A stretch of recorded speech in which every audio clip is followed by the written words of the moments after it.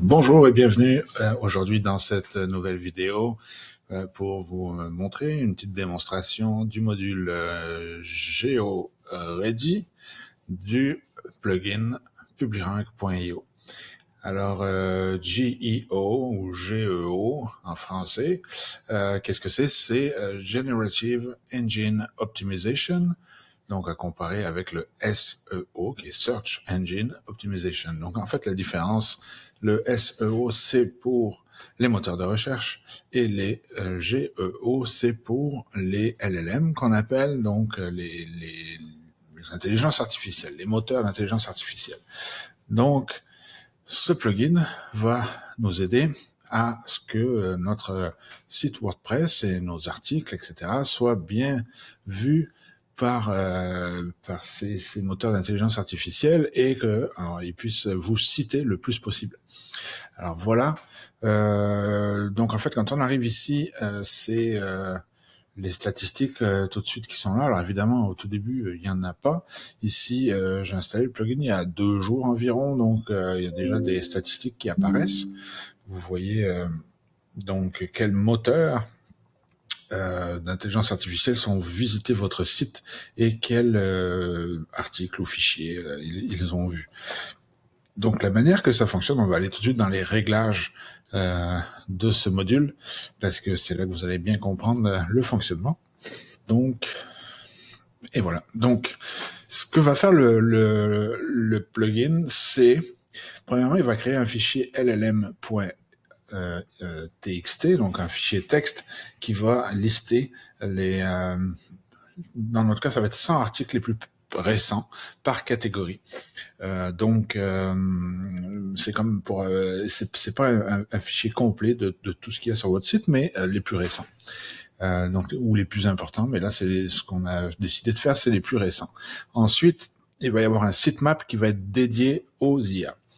Comparativement au sitemap normal.xml qui va lister vos articles normalement, on va avoir un sitemap llm.xml qui lui va lister les articles, mais qui vont être sous un format différent spécifique pour les IA.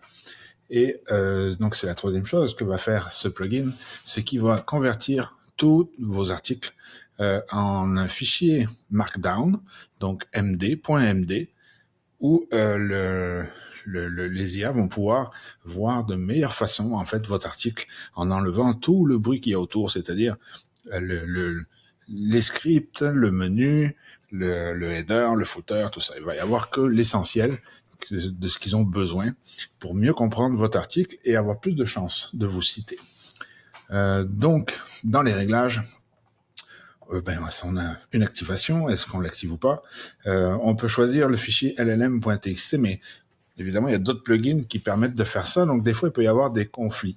Dans ce cas-là, on propose de changer le nom de ce fichier-là. De toute façon, ce fichier qui s'appelle comme ça, ou Publirank llm.txt, dans tous les cas, il est listé dans le sitemap et dans les robots.txt. Parce qu'évidemment, le fichier robot.txt va être également modifié pour indiquer toutes ces nouvelles URL. Donc, vous pouvez inclure les images ou pas. Et ça, c'est assez important. Il y a des robots crawlers dans les IA qui sont seulement là pour enrichir, et donc ils vont prendre votre contenu, mais c'est pas pour vous citer, c'est juste pour les entraîner et qu'ils aient plus d'informations de leur côté. Donc on peut les bloquer, ces robots-là, et n'autoriser seulement que les robots qui vont vous citer, qui sont là pour chercher des informations dans le but de les rendre en fait aux utilisateurs. Donc vous pouvez soit laisser tous les robots venir, soit bloquer ceux qui ne nous intéressent pas. Et ici on peut, donc voilà pour le fichier llm.txt, on va pouvoir mettre un titre personnalisé et une description personnalisée.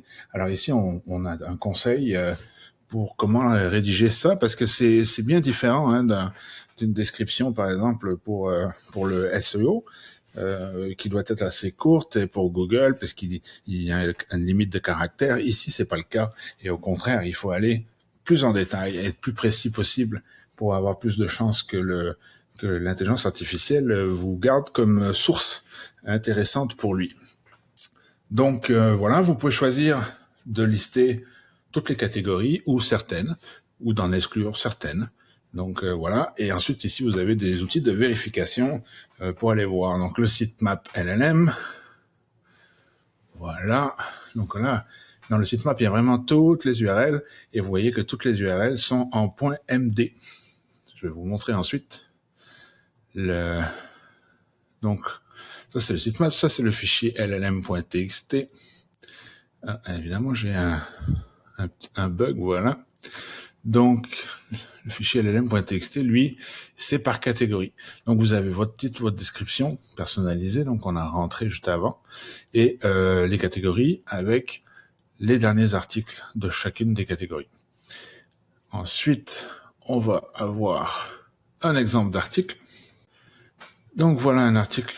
Là, il s'agit d'un article sur les cartes Pokémon.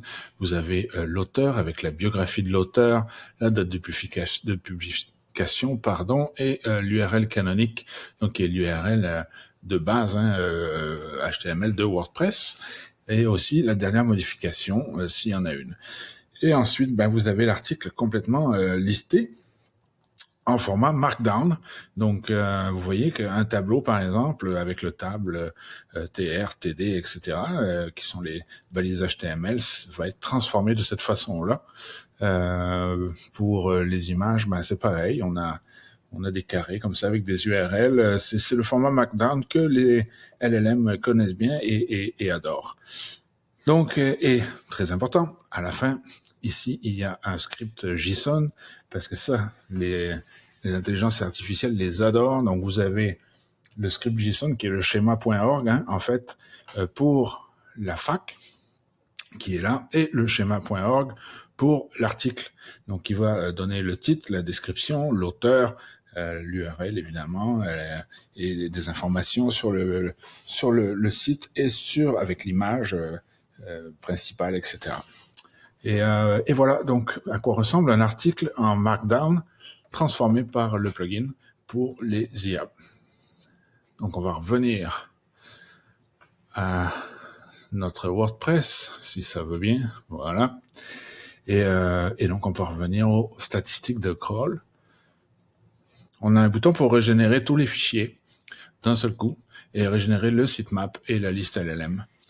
Et puis on a un bouton pour vérifier s'il n'y a pas de conflit avec d'autres plugins pour la création du fichier LLM. Donc voilà un petit peu le résultat de ce qu'on peut faire avec ce GeoReady. Voilà les statistiques qui reviennent enfin. Je pense que ma mémoire est un peu saturée. Alors, je vous remercie pour avoir suivi cette vidéo. Voici, je vous retrouve pour d'autres modules de ce plugin PubliRank, parce que ça, ce n'est qu'une petite partie. Donc, suivez-nous et voyez nos autres vidéos pour le détail de tout ce qu'on trouve dans notre plugin. Merci, bye bye.